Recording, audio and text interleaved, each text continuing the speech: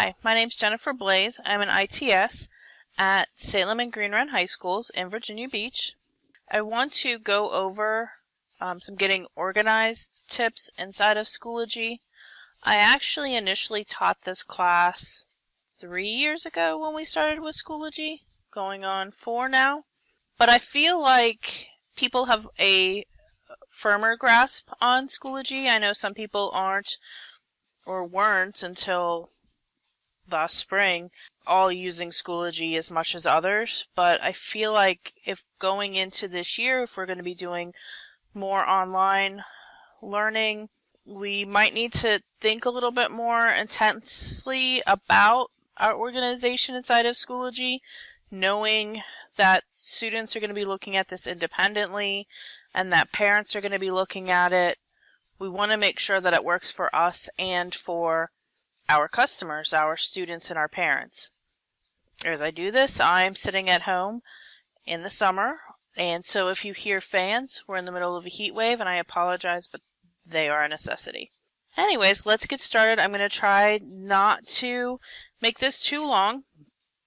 I would like to say that when you are flipping some lessons, particularly for students, you want to keep them brief and in digestible chunks. So elementary school teachers, I would say videos no more than 5 to 8 minutes, meaning you can do mini lessons and it might be a series of several videos, but each video should be in a smaller, more digestible period of time for them. So because this is a PD, I'm going to try my best to keep it short. I might even do a part 1 and a part 2 just to make it a little bit easier for you guys, my consumers. Alright, so we're going to be working on this getting organized. Organization is really important inside of Schoology to make it functional for you and your students. I think of your Schoology courses as filing cabinets, and so we have main folders inside of Schoology, but then you have the documents that are within those file folders. And so we're going to look at using those folders really to help keep things organized as well as possible. There's many different ways to do that, and we're going to look at some options for you. So creating folders is going to be essential. As I do this, I'm going to bounce around a little bit to different places so that I can demonstrate some things for you. So creating folders is really simple inside of a course. I'm just using my sandbox right now. I'm just going to go to Add Materials and add a folder. I'm going to give it a title. Color coding is great, not just for elementary, but also for high school. You do have some options when creating your description. I highly suggest using this description to lay out what is inside of your folder. So if this sample were by unit, I might put my description as the main topics of that unit. It will allow you to bullet and number, which are great. And we're going to go over some other ideas about creating these descriptions here in a few moments. You can add a date for publishing. You can also have it so that it is a range of when you want it to start or during a specific range, which are great if you are prepping for things ahead of time. You also have the ability, once you have those made, to do some organizing after the fact. So you're able to move, save, copy, or assign these things individually. So with my folders, if I come over to the gear to the right, I can edit that, and if I wanted to change maybe some of the wording on my description, I can unpublish it if this is something that I'm prepping that I'm not ready to allow my students to see. I can individually assign. This is great for differentiation. It's also great if I have something unpublished and I want to just publish it to a student who was absent perhaps. There's a lot of different reasons you might want to individually assign, alternative assignments, so forth. You can also put student completion rules on a folder.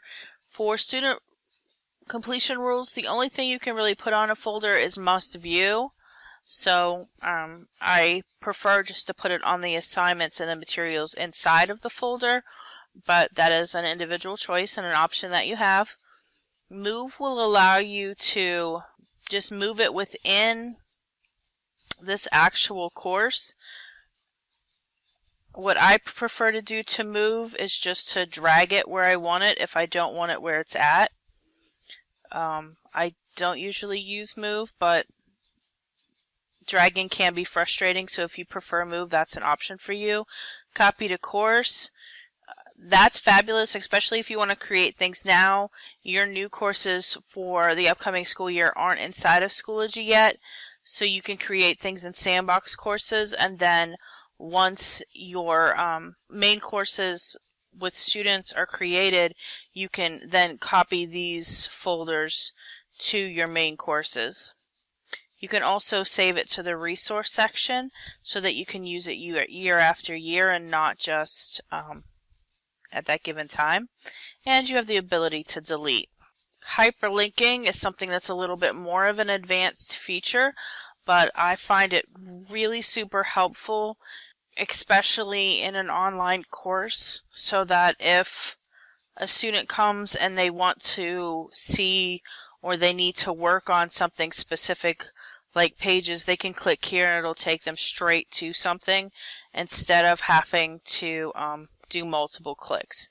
So it just makes it less clicking for the students. I do have a folder that has some on it, so give me 1 second and I will find that. So here inside of my AMP training folder, this is a training that I have for the assessment management platform, AMP. I have an overview of all of the content that is inside of this training. So there's many parts. It's kind of a long training. If somebody is just looking for one part of it, perhaps they've taken the training and then they've gotten stuck somewhere and they just need some assistance, maybe editing or publishing the actual AMP, they can click on this and it's going to take them straight to where that is without them having to fish around or maybe link to an external document such as this does.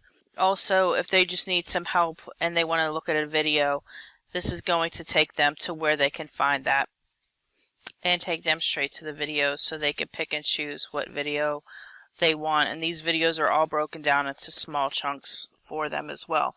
So this would be great in a class if you have multiple videos. You can create a media album with just short clips that's going to teach them how to do just one small facet.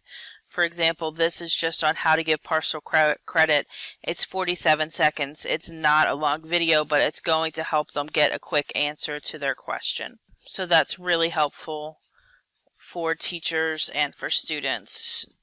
So I'm going to show you really quickly how to do a hyperlink. It's pretty simple. So you're going to go to the section. If my link here isn't working correctly, so I'm going to make a new link for it. So here's where the actual item is located. I'm just going to go up and copy that URL. And then I'm going to go back out to my overview.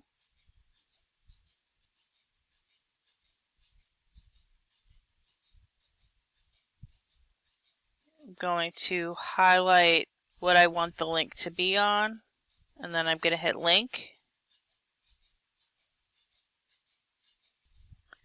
and then I'm going to update this link.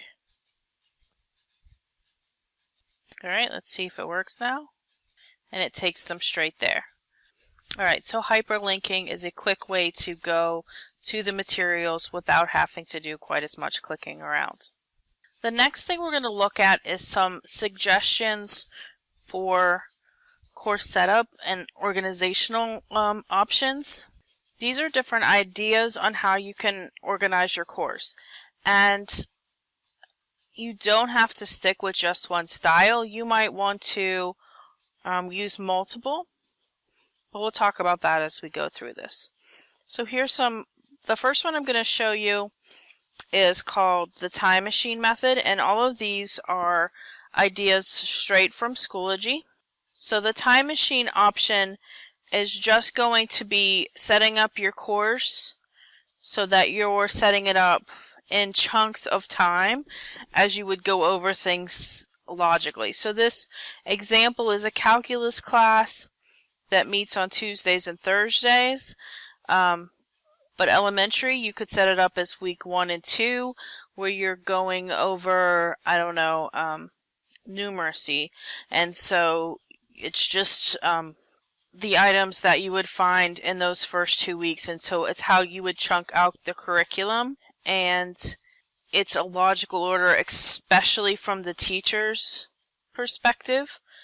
I probably wouldn't have, if I set this up ahead of time and I had 5 through 9 and 10 through, you don't have to have those all showing. You could click here and unpublish them, so even though you have them ready to go, they could be unpublished. So another thought would be, instead of bigger chunks of weeks 1, 2, 3, you just have week 1, day 1. And then inside of day 1, it's all of the things that you would do for day 1 in math or reading.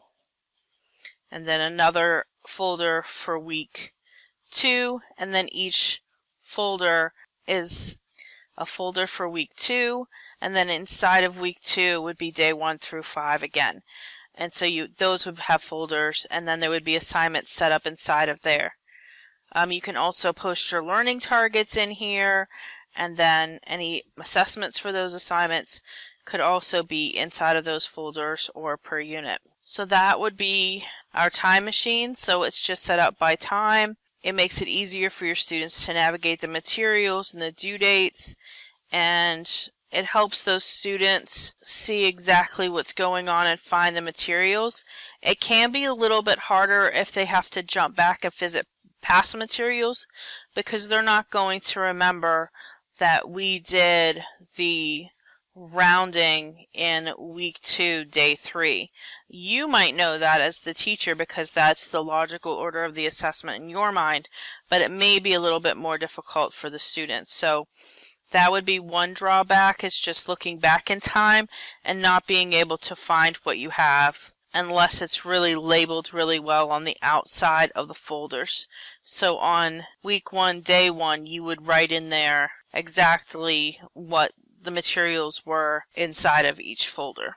A pro tip is just that, I think I already mentioned, Schoology will let you hide or unpublish the folders, so you don't have to have everything viewed at the same time. There are mixed thoughts on that as well, but if there's too much visible at one time, it can be overwhelming for the students.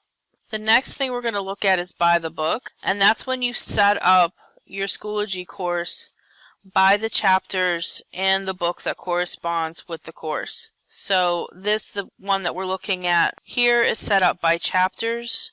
So here's just chapter 1 is a history of architecture. Chapter 2 is architecture and design principles. And so it's set up in that order. This teacher, it was a biology teacher, and he had it set up by unit, but then he kind of did time as well. If unit 1 is going to take us 7 weeks, each week will have its own, and then inside of that it was further broken down like the time machine method. So this is kind of a mixture of the time machine method and the by the book method, which seemed to work really well for this teacher, and it was very well organized. This is another one from a history class that's broken down by unit. So here's the Greek, Roman, Christianity, broke down in piece by piece, and then further broken down by date and topic inside of each of those folders. So when you're thinking about by the book, Schoology allows you to customize folders and add colors and add imaging. And so as you saw previously, that when you add these pictures that correspond with the chapters, it's a little bit more appealing to your eye. It kind of brightens up your Schoology page so it doesn't look so medicinal, maybe. I don't know. It just doesn't look so drab. It looks a little bit more inviting. The third thing that we're going to look at is the Minimalist. And this is probably my least favorite, and probably what a lot of people do in the beginning is just really not having much of an organization. This one is just organized by topic in an elementary school classroom. By topic here, not so bad going by topic. It's really how you organize with inside of those big folders. It looks really clean on the opening materials page, which is kind of nice, and it just has the colored folders, which gives it a little bit of pizzazz, but you have to be very careful of how you organize things within it. I know in elementary school a lot of teachers just like to use one materials page, so that makes sense, but then from there I would be very careful about how I set up inside of each of those, using another one of the organizational setups. Great nomenclature is a must if you plan to organize your course by content or subject, so figure out a naming strategy and stick with it. I would say I'm a big fan of using the Alice Keeler numbering method if you're going to do something like this, and we'll go into that in just a moment. The archiver, it helps you control the flow of the content and keep everything in the top few levels that you're on right now, and then using subfolders. So this person has it by unit, and they're using that by the date method, but then they're whatever unit they're on or week they're on, they're pulling that folder out and pulling it to the top. So right now they're on Unit 1, Week 5, but instead of the kids having to dig through and find Unit 1, Week 5, that teacher just during Week 5 pulls it out and puts it at the top, so the kids know that they're just going to that top folder because that's what they're on right now. Once they're on to Week 6, the teacher would take this folder, put it back down in there, and pull Week 6 and put it on top. That way it's easier and quicker, and you don't have to wait for the kids to find where you're at.